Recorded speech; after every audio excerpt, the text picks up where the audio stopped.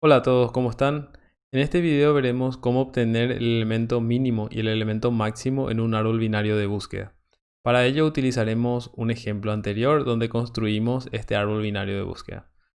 Ok, entonces en el proceso, o sea, lo que vamos a hacer básicamente para encontrar el elemento máximo es desde la raíz ir recorriendo hacia la derecha lo más que se pueda, siempre que se pueda, siempre hacia la derecha hasta que ya no lleguemos a un nodo que ya no tenga un hijo derecho y ese será el máximo.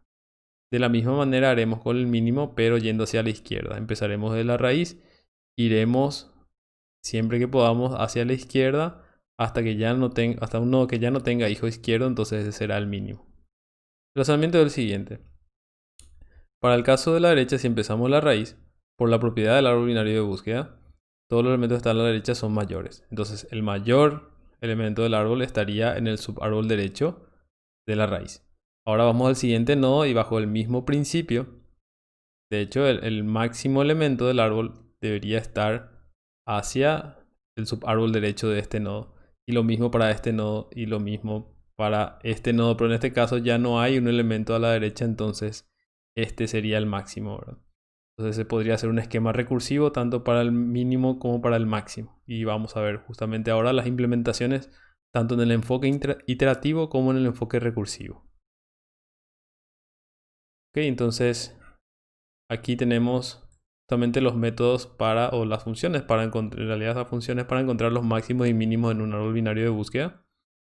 Aquí en la versión 1 el elemento mínimo sería el enfoque iterativo y hacemos lo siguiente, empezamos de la raíz del árbol y si el nodo, o sea, si ese nodo inicial ya es none, entonces retornamos none porque el árbol está vacío, digamos, o podríamos preguntar directamente por la raíz, ¿verdad?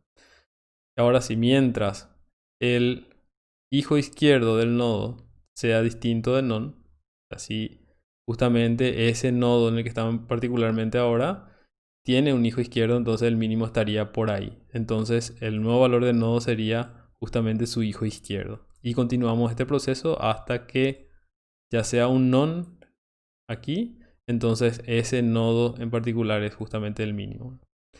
El enfoque recursivo sigue el mismo principio. Entonces lo que hacemos aquí es llamar recursivamente a la función y damos un nodo en particular. Entonces si ese nodo ya no tiene un hijo izquierdo, entonces esa es la respuesta. Si no, el elemento mínimo estaría en su subárbol izquierdo. Entonces llamamos a la misma función y le damos ahora como parámetro el hijo izquierdo. Entonces, para la función recursiva, entonces llamamos justamente a esta función elemento mínimo rec y le enviamos la raíz. En el caso de que el árbol esté vacío, entonces retornamos también un nulo o un none.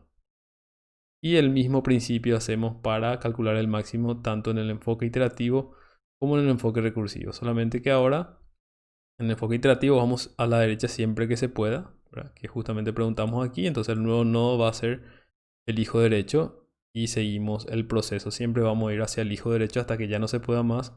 Entonces retornamos ese nodo, ¿verdad?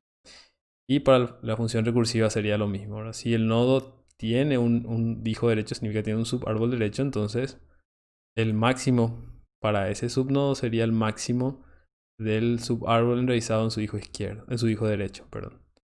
Ok, y si ya ese nodo no tiene un hijo derecho, significa que él es el máximo.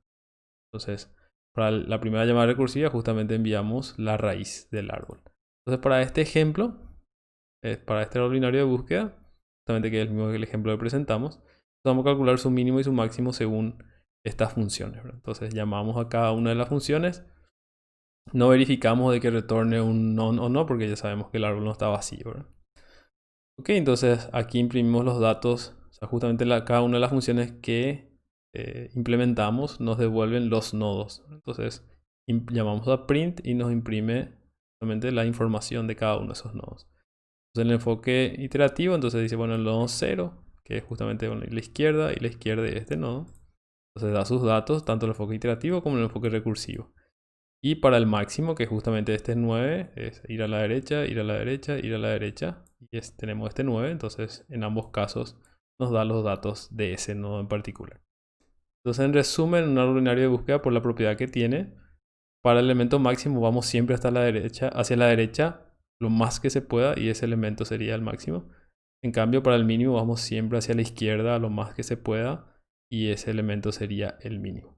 Espero que les haya servido este video y nos vemos en el siguiente.